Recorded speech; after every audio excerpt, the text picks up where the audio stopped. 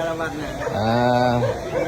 นี่ก็เอาไอ้จัวน้อยมาฝากเขาโครงการอบรม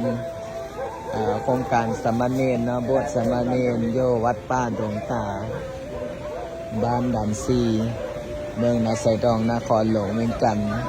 10 มื้อเนาะเอาจัวน้อยมาฝาก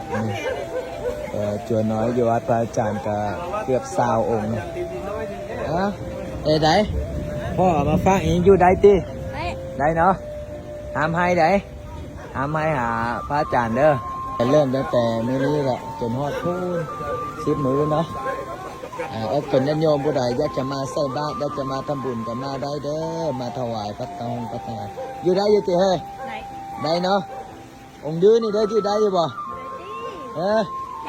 เอามาสัมมนาเลยเจ้าดื้อ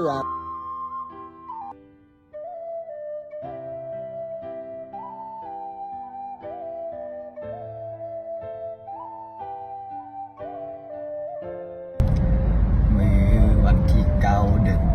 7เวลาบ่าย 3ขอเรียนเชิญเจริญพรมาร่วมพิธีล่อพระพุทธรูปนำกันเด้ออยู่วัดป่าบุญนารินนาคารามบ้านนายางเมืองนาไซทองนครหลวงเวียงจันทน์